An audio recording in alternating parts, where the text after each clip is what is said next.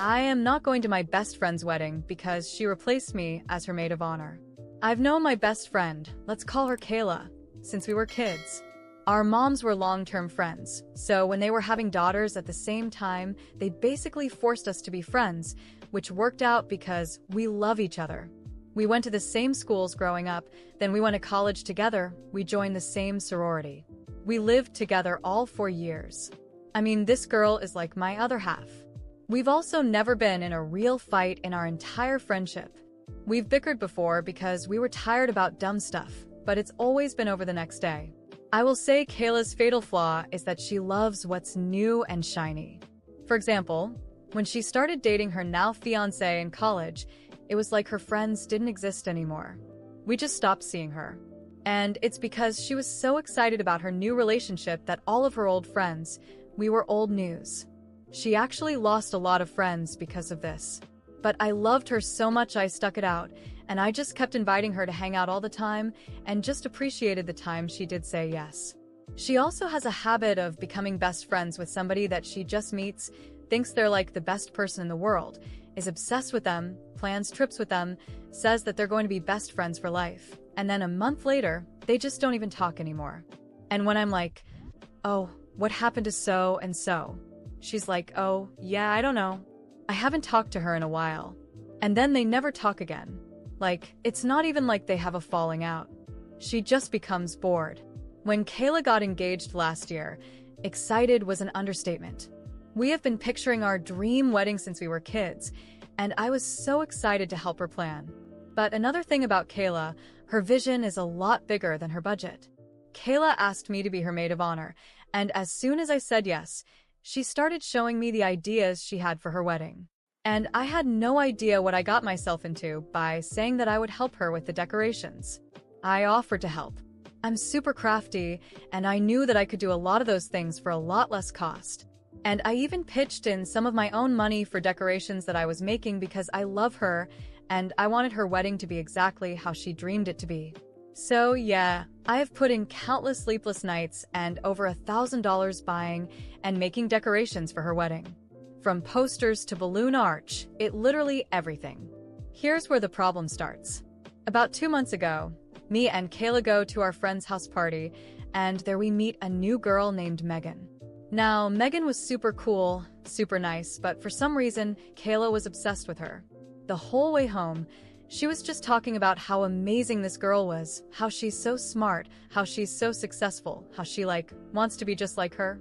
All of these things. Which I was like, oh, here we go. It's going to be a new month-long best friend. And I was right. Immediately, Kayla and Megan were hanging out all the time and never inviting me. I'm kind of like the person that's like, the more the merrier. I want my friends to all be friends with each other. So it was really weird to me when I would ask Kayla if she wanted to hang out on Thursday, and she was like, I'm already doing something with Megan. And I was like, oh, can I come? And she was like, no, it's kind of more of like a one-on-one thing. And slowly but surely, Kayla was taking longer and longer to respond to my texts. She wasn't answering my calls. She was always too busy, which, girl, you're not that busy. At first I chalked it up to the wedding, and that she was busy with that. But then I realized I was doing way more for her wedding than she was, and I still had time to hang out with her, and I really should all the time in the world to be hanging out with Megan. They were hanging out all the time because she was always posting it on her social media. Last week, I finally sat down with Kayla after literally not seeing her for almost a month, even though I was trying all the time.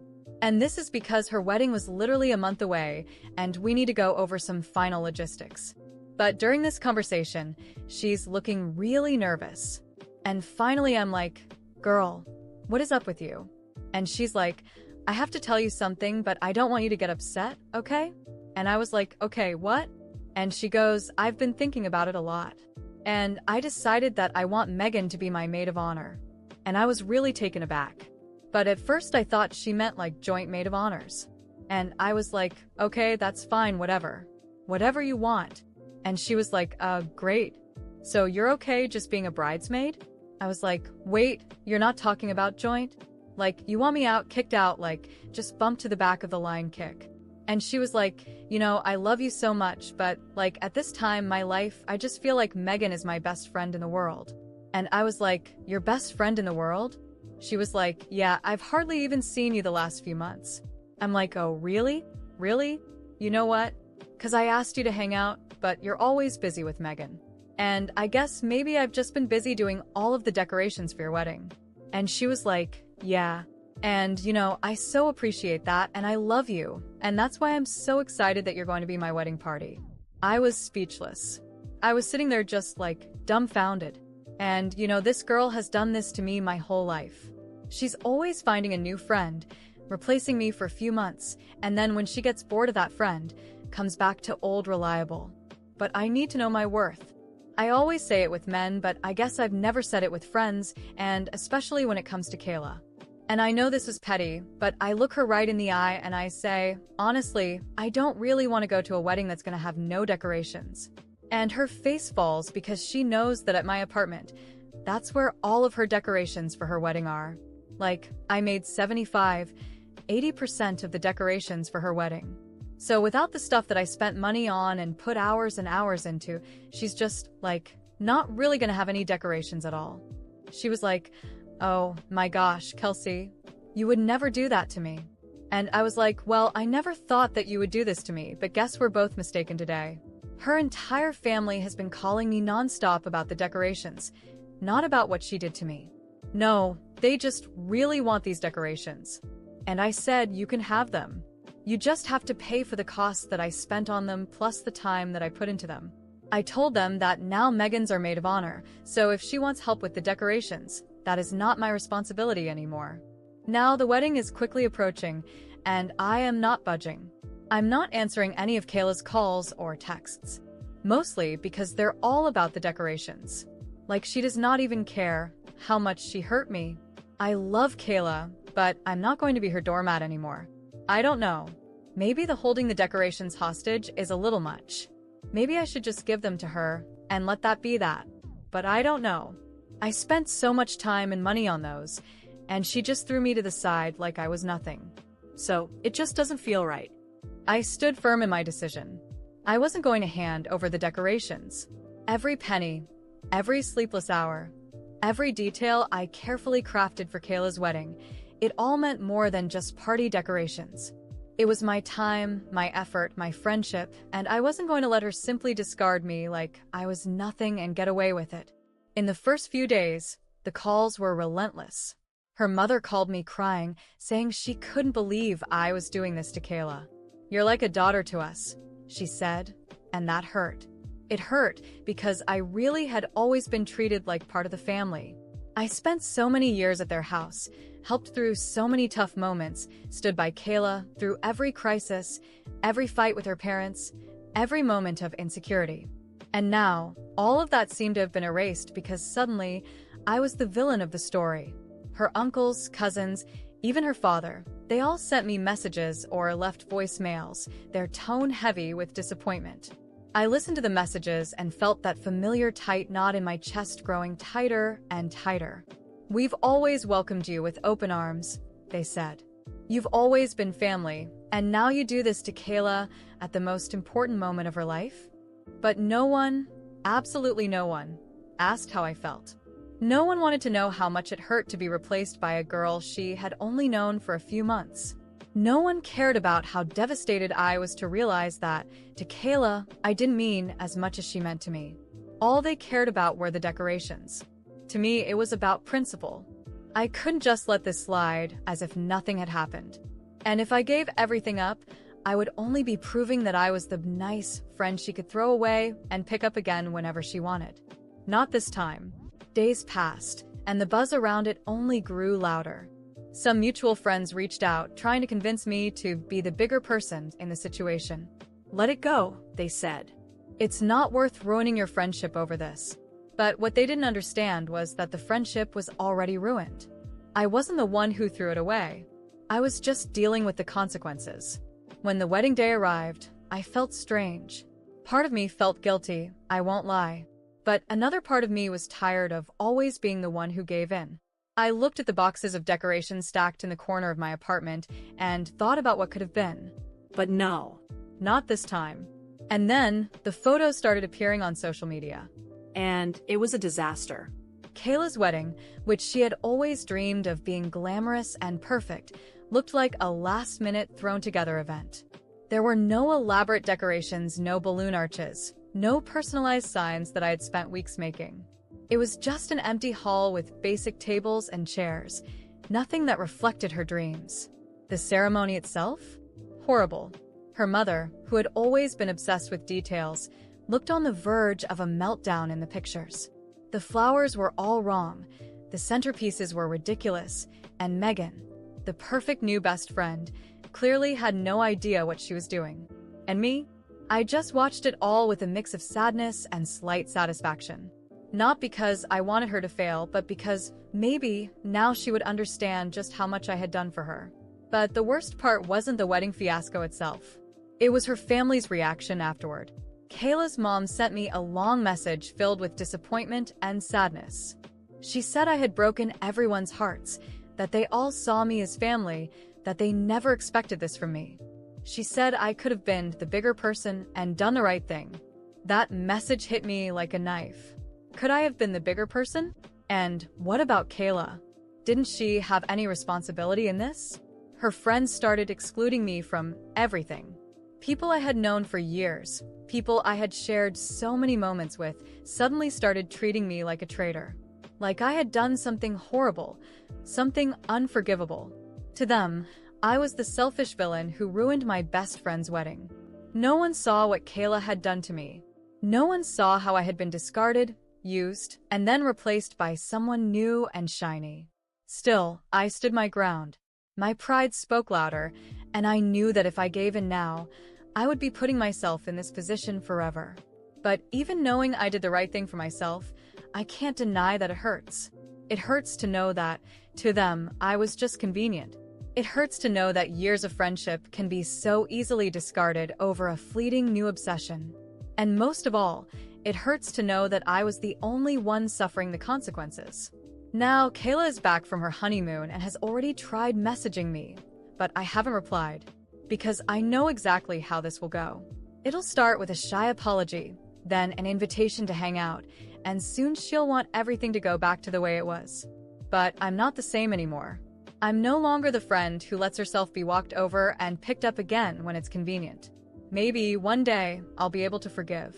Maybe one day I'll look back and laugh at all of this. But for now, I just want to move on without looking back. Because, for the first time in a long time, I'm putting myself first. Days turned into weeks, and Kayla's messages started to dwindle. At first, it was a flood of missed calls, unread messages, and even attempts to show up at my apartment unannounced. I didn't open the door. I knew that if I saw her face, I'd probably end up giving in. But every notification on my phone was a reminder that, to her, what really mattered wasn't our friendship. It was the perfect wedding that didn't happen. Still, part of me felt conflicted. I wondered if I had overreacted, if I should have just let it go. But then I remembered the feeling of being replaced, the casual way she discarded me for someone she barely knew, as if all our history together meant nothing. I knew I was right to stand my ground, but it wasn't easy. Then one day, after weeks of almost complete silence, Kayla sent me a short message. "Can we talk?" I stared at the message for a while, feeling a mix of curiosity and irritation. She wasn't apologizing. She wasn't showing any real remorse. She just wanted to talk. After ignoring her for so long, I decided that maybe it was time to hear what she had to say. Maybe she had finally realized how much she had hurt me. Maybe there was a chance to fix something. We met at a quiet cafe, far from where we might run into familiar faces. When I arrived, she was already there, looking thinner and visibly tired. Her smile seemed forced, and there was something different about her, a kind of caution I wasn't used to seeing. I sat down without saying anything, waiting for her to speak first. "I've missed you," she said in a low, almost hesitant voice. "I know you're hurt, and so am I. It was awful having my wedding ruined, but the worst part was losing you in the process." I crossed my arms, keeping a neutral expression. I wanted to see where this was going.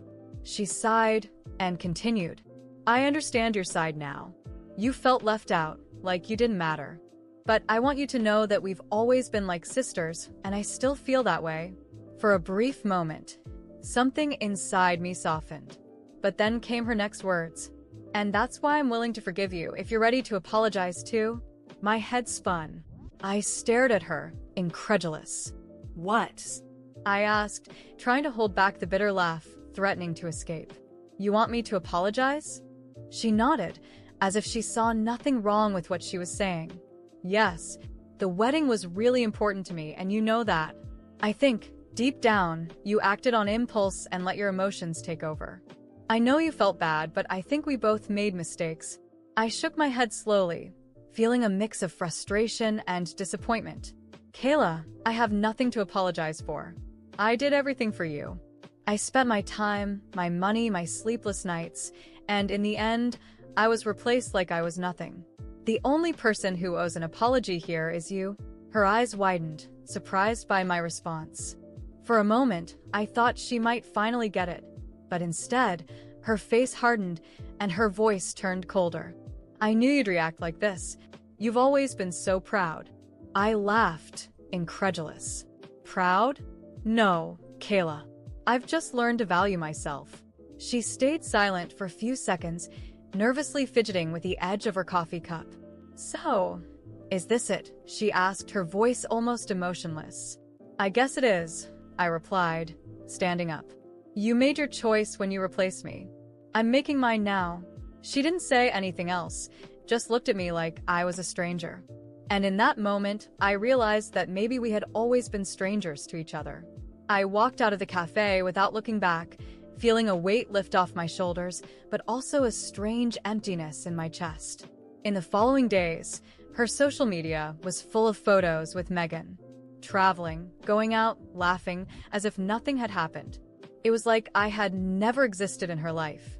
Slowly, I realized that Kayla had completely erased me.